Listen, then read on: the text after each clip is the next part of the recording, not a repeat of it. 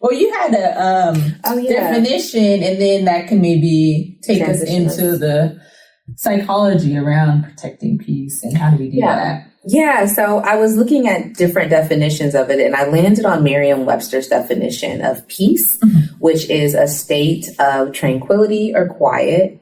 Another definition from that is freedom from disquieting or oppressive thoughts or emotions. And then the last one, which I thought was important and I wanted to highlight, is harmony in personal relations. Mm-hmm. And the first thing that kind of comes to mind. So the freedom from the oppressive thoughts or emotions.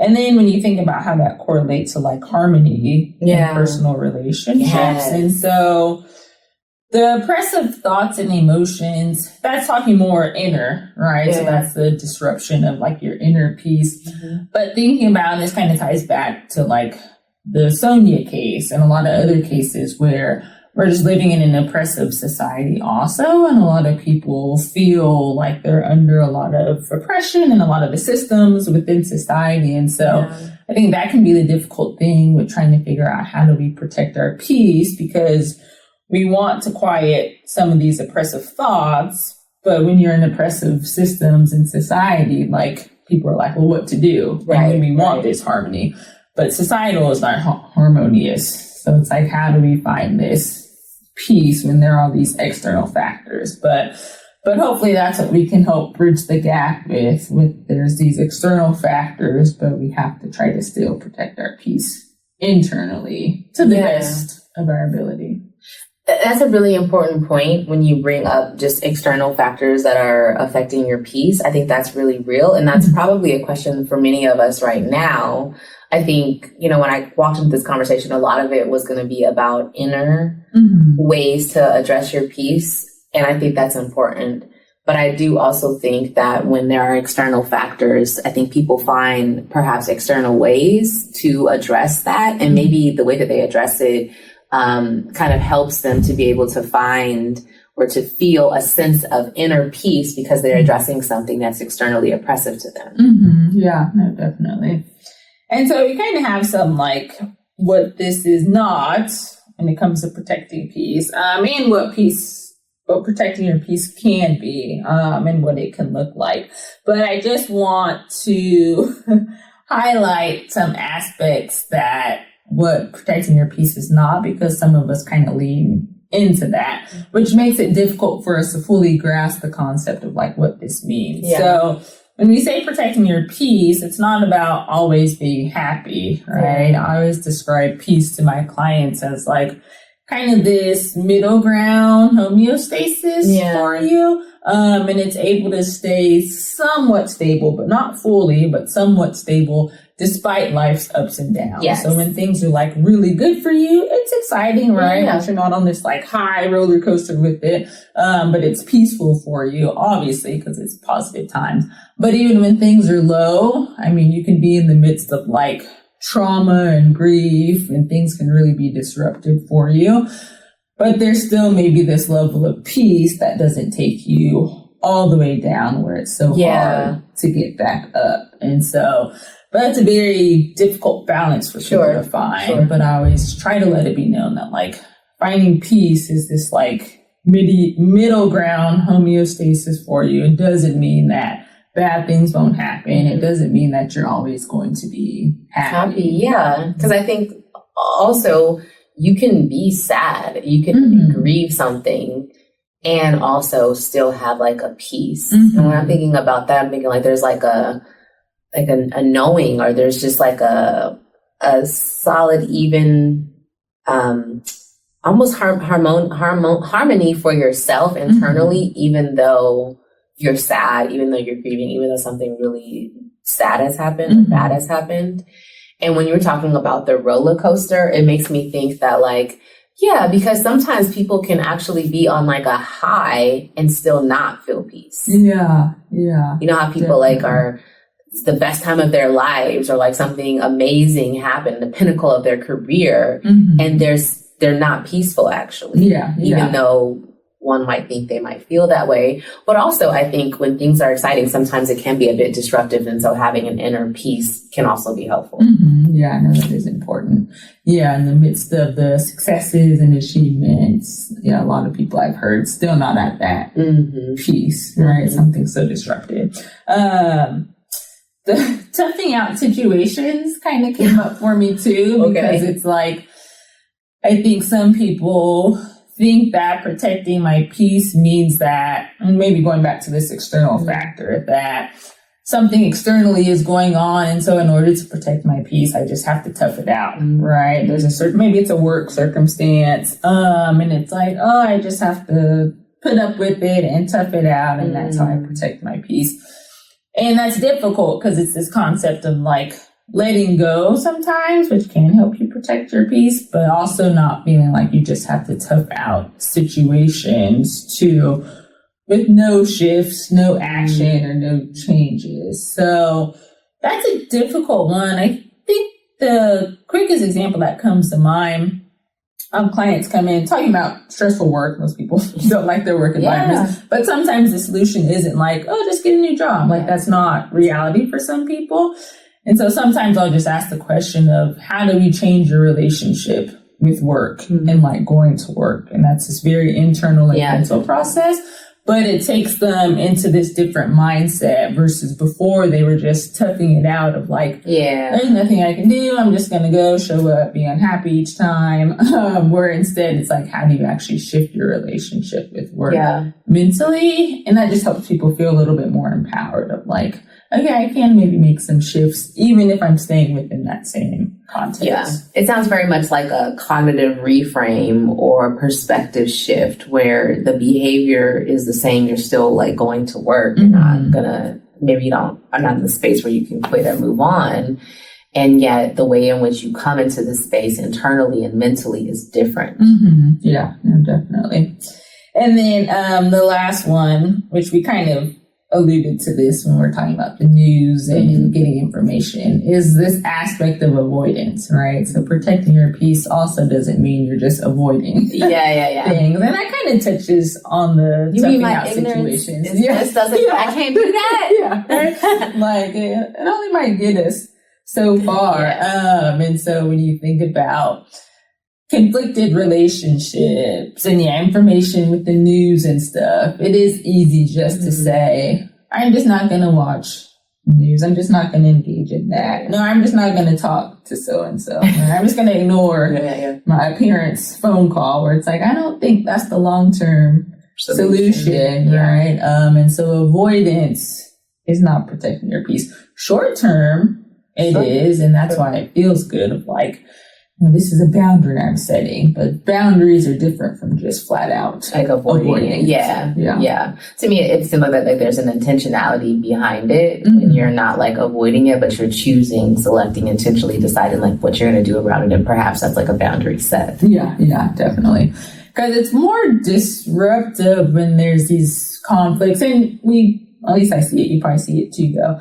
In the work you do, it's like, these conflicted relationships, people dating and wanting to know, like, are we on the same page? I need to know if we have the same expectations of each other, and it disrupts people's peace because they're anxious around, like, is this working? Are we on the same page? Where really it could be a simple conversation you have, but there's so much avoidance of, like, I don't want to ask any questions. I don't want to have difficult conversations because we don't know what it's going to lead to. Right. It might lead to things that we don't want to hear. But I'm like, it's disrupting your peace either way. So we're going to have to try to tackle it head on at some point. And the thing about avoidance and like sort of as a way to manage fear or anxiety is that typically the most anxious or fearful you fear is like the peak right before you actually address the issue.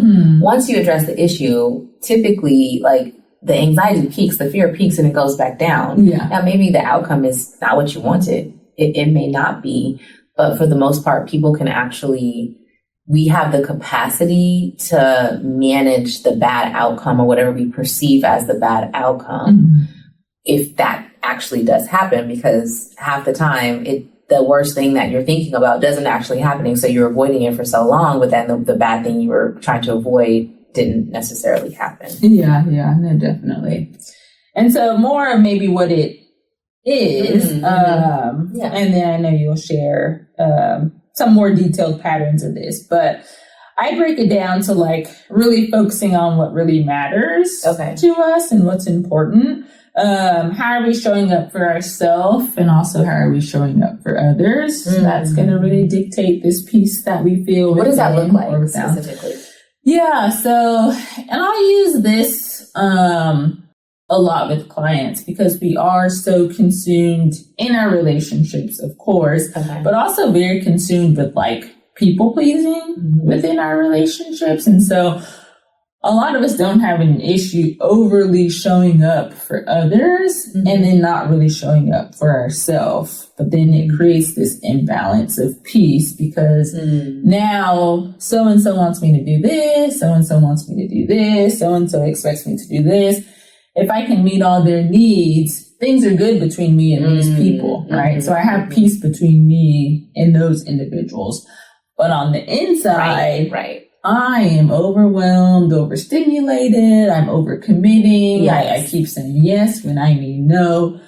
But my friendships, relationships are great because I'm always showing up for others. But for me, how am I actually showing up for myself? And so that's usually a difficult balance because a lot of us are just naturally drawn to like wanting to please those around us and maintain relationships and not say no because we don't want to disappoint people. Yeah, so that harmony, that balance between having external peace or interpersonal peace and at the same time having your own inner peace. And sometimes like having external peace but having internal disruption, like that is an indicator that like you're actually like there's an imbalance and something might have to shift.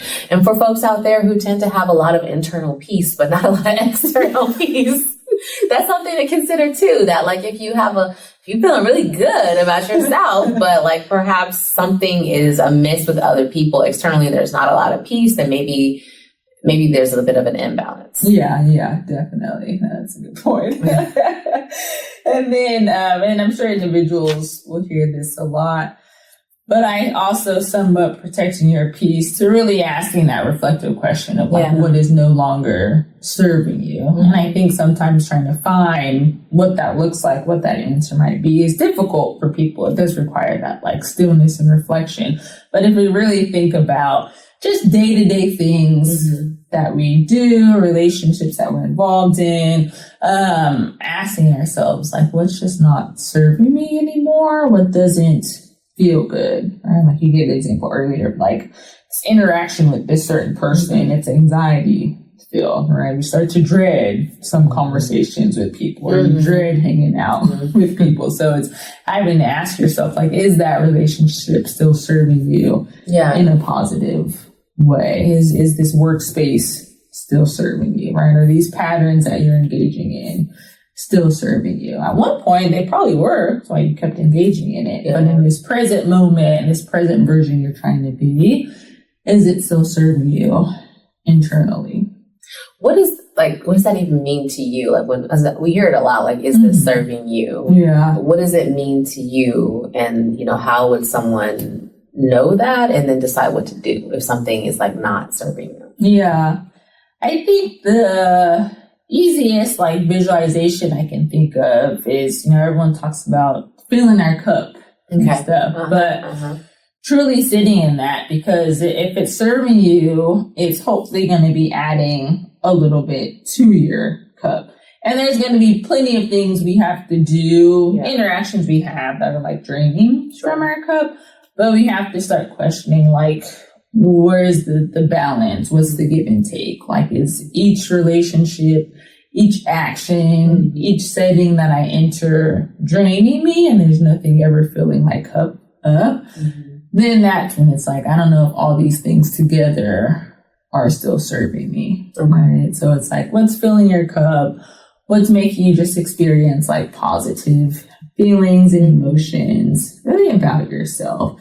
And it kind of goes back to that capacity too. Like, what still makes you feel that I got this? This is all within my capacity still. And well, I'll let you go into some of your stuff if you want. I know I have a lot of different notes on this, but no, I think that goes into yours of like the different thinking patterns that can also disrupt. Yeah. Okay. When I think about inner peace being disrupted, I think about cognitive errors or cognitive distortion, thinking errors, which is just thinking patterns that disrupt our peace. If we want to get like a definition of it more specifically, APA, the American Psychological Association, describes it as faulty or inaccurate thinking, perception, or belief. And so, these are irrational thoughts that really shape how we see the world, how we see ourselves, how we see other people.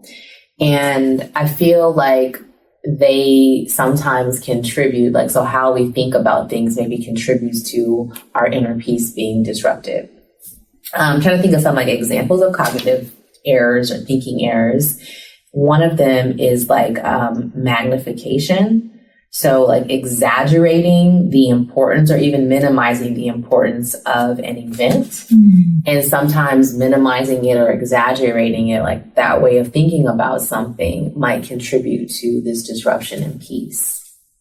Catastrophizing, another type of thinking error. And I think this is pretty common. I'm so guilty of this. I was just doing this yesterday and I was talking to my friend and she's like, had to talk me off the ledge. But essentially it's seeing the worst case scenario, the worst possible outcome of a situation. You've already gone there from 0 to 100 real quick. And I think that when you start to think like that, if you're catastrophizing, of course your peace is going to be disrupted, but is it not that your feelings are valid, but are they accurate? Are these thoughts accurate to the situation? A lot of times, not so much. And a lot of times we're so upset about something and our peace is so disturbed just based off of our thoughts. And that doesn't always mirror the actual reality of what's happening.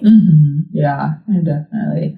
Yeah, the catastrophizing, I'm sure a lot of people are familiar with that. Or maybe not familiar with the term, but engage in the thinking, not knowingly. I think of these 4 quadrants, and I always try to explain it this way to help it resonate with people, but it's these 4 quadrants that your thoughts can fall into. And so one box is helpful thoughts, one box is unhelpful thoughts, one box is accurate thoughts, and one box is inaccurate. I love thoughts. That. More times than not, unfortunately, most of our thoughts are unhelpful and also inaccurate. Right? So unhelpful, where it's just not helping our peace, not helping us in that moment. And just inaccurate, where it's it's not even an accurate scenario. Right. You're making it up. And I forget the stat too, and it touches more on the anxiety and the thought process. But it's a high percentage, it's 80 or 90% of the scenarios that adults make up in their head never come true. That's never a huge amount. Occur. Yeah. So it's a high, I forget the exact number, but it's a high percentage. And so that alludes to just the inaccurate thoughts we have, where it's not even, we're just making up stuff, which is easy for us to do. What if this happens? What if this happens? So, but I try to normalize and validate for individuals, yes, it's extremely difficult to always have these helpful and accurate thoughts, just not how our body's wired. But it's possible to have maybe somewhat accurate thoughts, but can they still be helpful? Right? So it could be somewhat accurate of, I fear applying to this job because I might get rejected. Yeah. Well, we don't know the outcome yet, but that potentially could be true. Right? So that can be in the middle of accurate and inaccurate. However, what's a more helpful thought for you? Because thinking already that you're going to get rejected before you even do it, it's in between inaccurate and accurate, but it's also unhelpful for you because it's going to lead to more catastrophic thoughts, and then you're just not even going to apply anymore. So it's how do we honor the potential of some of the accuracy of our thoughts, but always making sure our thoughts are helpful for us? Yeah. And that's the biggest thing. And so sometimes I'll just have my clients, like, when you're having these bouts of thought spiraling, anxiety, disruption of peace, can you take a quick second to think, is this thought accurate? Is it helpful? Right? And if the answer is no to either, we have to start making some shifts. With that thought process. That's important. How do people shift their thoughts to support inner peace? Yeah. Because it's more of that, I don't know if grounded in reality would be accurate, because once we're in the midst of just self-doubt and anxiety, like, it's hard to realize what reality is. But that groundedness would tell us that, yeah, it's possible I might not get this job. It might be a tough job I'm applying for.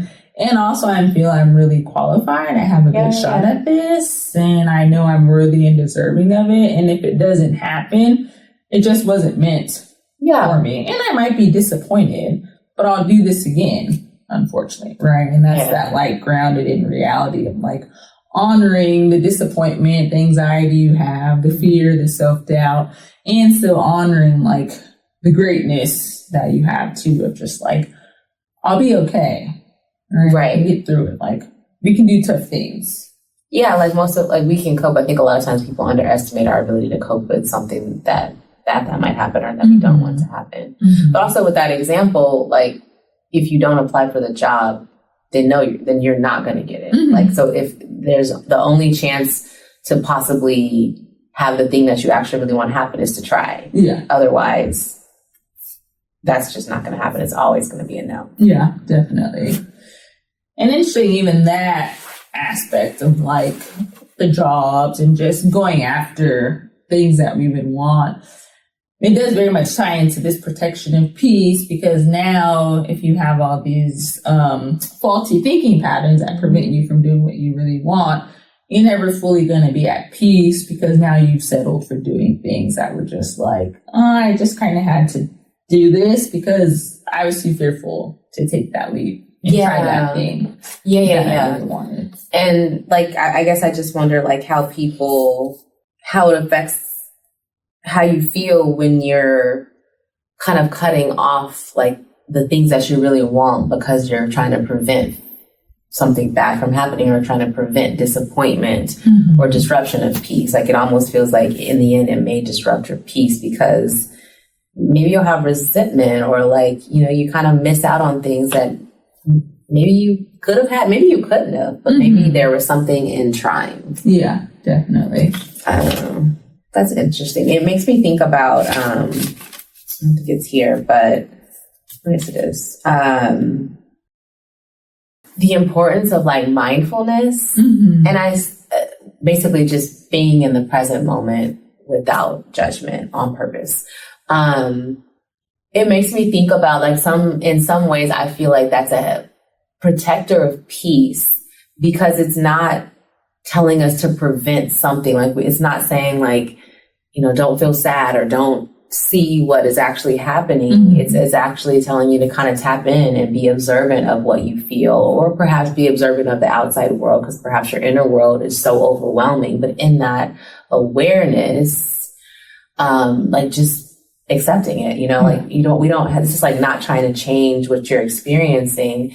And I think, like, when people are able to experience things in the moment and be okay with whatever that experience is, then if there is an emotion of fear, anxiety, disappointment, whatever thing you don't like to experience, you also know that feeling doesn't last forever. And just like waves kind of go up and they go down, so do our emotions. And one of the things that I think is helpful for folks is when we can kind of ride those waves of emotions and know that when they go up, we go up. And when they go down, we go down, but we go right back up and right back down again. And sometimes the waves are, like, long and it feels good. And sometimes they're crashing. But that's sort of the nature or the rhythm of the ocean. And if we can kind of embrace the rhythm of our life experiences, then perhaps we can find a way to have peace in those waves, no matter how they're coming choppy or, clear, like, it's not so choppy. Yeah. So a few things you mentioned with, like, I think of this a radical acceptance of these like emotions and the life changes. Still being in tune with like the thinking patterns that we have that might contribute to disruption of peace. And then you kind of mentioned meditation. Some also. Any other like specific things you can think of, kind of what we know from the work we do and what psychology would tell us that literally would help us protect our peace. Yeah. I want to like also like highlight the meditation piece because I think it's super helpful. I think solitude honestly can be helpful. Like sometimes there is an action of just sort of removing ourselves and being one with ourselves or being one with nature. Nature actually, there's like, I feel like in the modern world, especially when you're like in big cities and things, you forget about how important nature is and how peaceful nature is. And so our environments do have an effect on us. And I think that sometimes experiencing peace does mean shifting our environment. Sometimes it doesn't mean like forever necessarily, but it might just, take a walk outside and touch the ground and sit on the ground and like just actually pay attention, use that mindfulness to pay attention and tap into the world around you. Yeah, definitely. Yeah, there's a lot that we're able to do for the protection of peace and I think just healing too in different ways. If we do just tap into like the subtleness that's already provided for us, right? Like nature and things like that. We don't need a lot for us to find that like stillness and groundedness. But nowadays it seems like we need a lot of all these different modalities and go do this and go get a massage. But if you think about it, right, even just the evolution of a society and us as humans, we've been able to operate and heal off just like a basic level of stuff. And that's like nature. Meditation isn't like you have to sit on the floor with your legs crossed. Like meditation can just be stillness too, and quietness, which a lot of us don't like. But there's these different forms of meditation that's helpful. Yoga for some people, or it could be a walk. But figuring out what works for you, again, what's serving you. Yeah, and it makes me think about like I've been working out recently, and there's sometimes, like a lot of times I'm just so exhausted and I'm like, But then there are some times where I feel like there's like something that I like zone out or tap in, however you want to think about it. And maybe it's sometimes like I'll zone in on something still, and then that makes me kind of zone out. And I know that I'm tired physically, but like I'm just like in it, and it feels like that calm in a storm, where like it's a lot's going, the music is blasting, people are around me doing their thing, my body is physically tired, but there is a peace that I experience in a moment. And I don't know, I just feel like there's ways for us to also like just find some calm in a storm. And that may be different for everyone. And I don't know how it works for everyone, but I do think that we like tapping into our own selves and being attentive to what works for us and what doesn't is one way to finding that out. Yeah. And that's a good example. It takes me back to when you asked, what does showing up for yourself look like? How do you even answer that question of like, how do you show up for yourself? I think you feel a lot of peace in that moment because you are truly engaging in an act where you're showing up for yourself and choosing to show up for yourself. And another thing that I'm thinking about is like I'm quieting the thoughts. A lot of times I'm telling myself I'm so tired, and I'm really attentive to how tired I am. In those few moments where I am able to tap in or out, however you see it, I am not thinking about how tired I am, and I'm like kind of quiet in my thoughts, and I'm really trying to like just quiet my thoughts down and focus in on one thing and like usually like there's some kind of music that kind of like takes over, and I'm just like zoned in or zoned out, whatever. And I'm not thinking so much, and I'm not like tapped into how physically tired I am. Yeah. Thanks for tapping in to All Things Authentic. Make sure you subscribe to the channel. For full episodes, find All Things Authentic on your favorite podcast listening platform.